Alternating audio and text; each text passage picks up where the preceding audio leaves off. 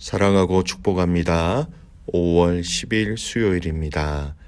오늘 하루도 우리 성령님의 인도하심으로 감사와 또 즐거움과 기쁨과 복을 누리시는 복된 하루가 되시기를 간절히 소원합니다. 오늘 말씀은 징계하시지만 버리지 아니하시는 하나님이라는 제목으로 함께 말씀을 나누고자 합니다. 오늘 말씀은 민수기 26장 1절에서 51절까지 말씀인데요. 4절까지 말씀만 짧게 말씀을 읽고 말씀을 나누고자 합니다. 민수기 26장 1절에서 4절까지 말씀만 봉독합니다. 연병 후에 여호와께서 모세와 제사장 아론의 아들 엘르아살에게 말씀하여 이르시되 이스라엘 자손의 온 회중의 총수를 그들의 조상의 가문을 따라 조사하되 이스라엘 중에 20세 이상으로 능히 전쟁에 나갈 만한 모든 자를 계수하라 하시니 모세와 제사장 엘르아살이 여리고 맞은편 요단과 모압 평지에서 그들에게 전하여 이르되 여호와께서 애굽 땅에서 나온 모세와 이스라엘 자손에게 명령하신 대로 너희는 20세 이상 된 자를 계수하라 하니라. 아멘. 오늘 말씀 제목 징계하시지만 버리지 아니하시는 하나님이라는 제목으로 말씀을 나누고자 합니다. 여러분, 오늘 이 본문의 말씀은 이 모압 평지에서 더 정확하게 얘기하면 시딤이라는 곳이죠. 하나님께서 명령하셔서 이스라엘 백성들의 인구를 조사하라라는 명령한 내용으로 이 말씀이 기록되어져 있습니다. 각 지파마다 20세 이상으로 전쟁에 나갈 만한 모든 자를 계수하라라는 것입니다. 근데 여러분 잘 아시는 것처럼 이러한 인구 조사는 처음이 아니라 두 번째라는 것입니다. 첫 번째는요, 약 38년 전으로 돌아갑니다. 첫 번째 인구조사는 바로 시내산 근처에서 1년 동안 거할 때에 하나님께서 명령하셔서 하신 인구조사였습니다. 이 첫 번째 인구조사는요, 1차 이 군대 개수를 통하여서 전 민족의 군사 편제화, 그러니까 전투를 할 수 있는 군사 편제화를 마쳤다라는 것, 그리고 본격적으로 가나안 땅을 행군하면서 그야말로 정복자의 위치에서 출발하게 되었지요. 그러나 이렇게 인구조사를 하고 군대로서 정복자의 위치에서 출발한 이스라엘의 이 행군은 한순간 초라한 육난자 집단으로 급락하였다라는 것입니다. 왜냐하면 가데스 바네아에서의 이스라엘의 반역의 사건 때문이었습니다. 12 정탐꾼의 보고 가운데 10명의 정탐꾼의 말을 들은 이스라엘 백성들의 불신, 패역으로 말미암아 하나님의 징계가 뒤따랐다라는 것입니다. 그리고 시나의 광야에 이곳저곳을 전전하면서 약 38년 동안의 긴 징계와 인고의 세월을 보내야 했었지요. 그러나 오늘 본문 말씀은 이제 이런 징계의 세월이 다 지나갔습니다. 그리고 오늘 말씀은 이제 요단강 도하 직전 최종 기착지인 이 모압 평지에 주둔하고 있으면서 주변의 아모리 족속까지 다 정벌하고 군사적 안정까지 취한 후에 이제 오직 가나안 정복의 서막이 될 만한 또 이 요단강 도하만 목전에 앞두고 있었다라는 것입니다.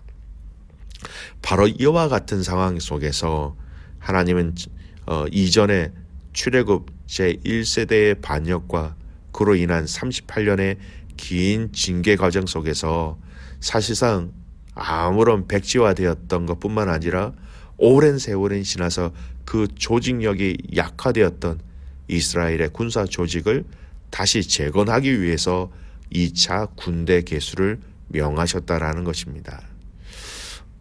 이 2차 인구 조사를 통하여서 알 수 있는 정말 중요한 하나님의 메시지 몇 가지를 좀 살펴보았으면 좋겠습니다. 첫 번째, 여러분 이 인구조사, 이 두 번째 인구조사를 명령하신 때를 보겠습니다. 1절 말씀 보십시오.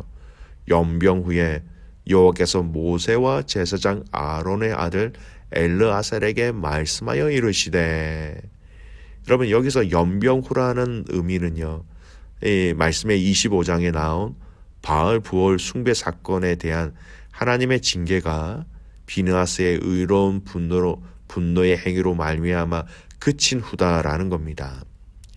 가난 정복을 위한 군대 개수의 명령이 바로 바알 부올 사건에 대한 하나님의 징계로 말미암아 정욕의 눈이 어두워져서 우상 숭배에 빠졌던 모든 출애굽 제1세대의 죽음으로써 이스라엘의 도덕적, 신앙적으로 정화된 이후다라는 것입니다.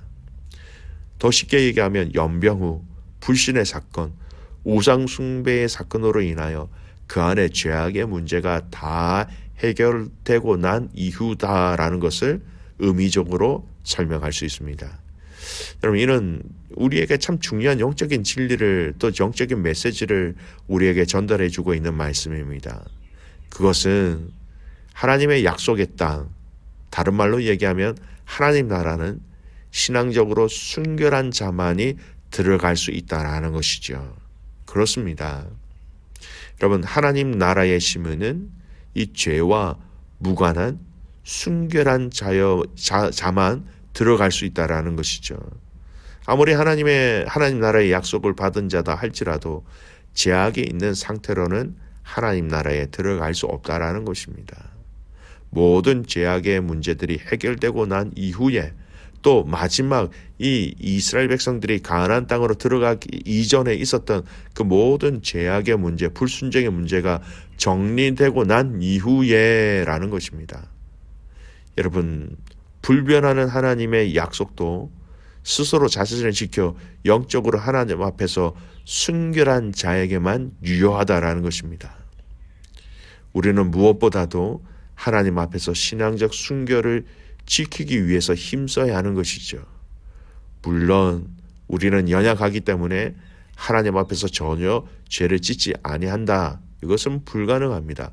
그러나 우리는 어떻게든 죄를 짓지 않으려는 노력을 게을리해서는 안 되고, 더 나아가서 연약하고 범죄하였을 때에 그것이 비록 사소한 것이라도 즉시 하나님 앞에 회개함으로 씻음을 받아서 항상 신앙적으로 순결한 상태를 유지해야 한다라는 것입니다. 순결한 신부, 흰옷 입은 성도라는 성경에서 믿음의 사람들을 지칭하는 이 단어는 우리가 반드시 기억해야 할 성도의 정체성이라는 것입니다. 그래서 우리는 하나님의 은혜를 구할 수밖에 없는 것입니다. 그 하나님의 은혜를 구할 때에 비로소 우리는 하나님의 은혜를 힘입어 하나님께서 우리에게 약속하여 주신 천국을 기업으로 차지하고 그 나라에서 영생을 누리는 복을 받게 된다라는 것이죠. 계시록 22장 14절 말씀, 이런 말씀이 있습니다. 자기 두루마기를 빠는 자들이 복이 있으니 이는 그들이 생명나무에 나아가며 문들을 통하여 성에 들어갈 권세를 받으려 함이로다. 그리스도의 은혜와 그 보혈로 인하여서 죄사함의 은혜를 맛보면서 그 은혜를 통하여 끝까지 믿음을 지킨 자들로 나아가는 삶의 모습과 방향이, 이 말씀은 분명히 우리에게 제시하고 있다라는 겁니다. 과거에 내가 무엇을 했다라는 것이 중요한 게 아닙니다. 지금입니다. 지금 내가 그리스도의 은혜 아래 있다라는 것, 지금 내가 그리스도의 은혜 안에 있을 때에 미래에 더 성숙하며 자라날 수 있다라는 것이지요. 두 번째, 오늘 이 인구조사를 통하여서 우리에게 말씀해 주시는 메시지가 있습니다. 하나님의 백성은 하나님의 은혜로 영원히 보존된다라는 것입니다. 여러분 오늘 각 지파대로의 계수의 숫자를 보는 것도 참 중요하겠지만 이스라엘 백성 전체 인구를 먼저 좀 살펴보았으면 좋겠습니다. 여러분 5절에서 51절 읽지는 않았지만 모압 평지에서 시행된 이스라엘의 2차 군대 계수의 결과가 나오지요. 51절 끝절의 말씀에 여러분 그 인구의 총수는 20세 이상의 전쟁에 나갈 만한 그 성인의 남자의 수는 60만 1730명이었습니다. 꽤 많은 인원이죠. 그런데 여기서 1차 인구 조사의 총수를 살펴볼 필요성이 있습니다. 민수기 1장에 보면 1차 군대 개수의 결과가 나옵니다. 민수기 1장 20절에서 46절까지 쭉 오늘과 비슷한 내용으로 기록되어져 있다가 마지막 총 인구의 수가 몇 명이냐면 60만 3,550명으로 나옵니다. 비교해 볼 때 1차와 2차 사이에 인구 감소가 있었지만 인구의 감소의 수는 1820명밖에 되지 않습니다. 그러니까 12지파별로 그 수에 대해서는 다소 많은 변화가 있었지만 전체적으로는 거의 변화가 없었던 것입니다. 근데 여러분, 이것은 사실 기적과도 같습니다. 가데스 바네아의 그 반역의 사건으로 말미암아 출애굽 1세대가 다 소멸되기까지 이스라엘 백성들은 38년간의 그 긴 광야의 생활을 하였죠. 근데 그 광야는요, 물도 음식도 잠자리도 여의치 않은, 그야말로 사람이 살기에는 너무나도 힘든 부적합한 땅이었습니다. 20세 이상으로 전쟁에 나갈 인원만 60만이면 그 나머지 인원들, 아이들, 여자, 노년 얼마나 많이 있겠습니까? 여기에 이스라엘은 전쟁과 또 원망과 음행과 우상숭배 사건으로 인하여서 많은 사람들이 또 광야에 죽었습니다.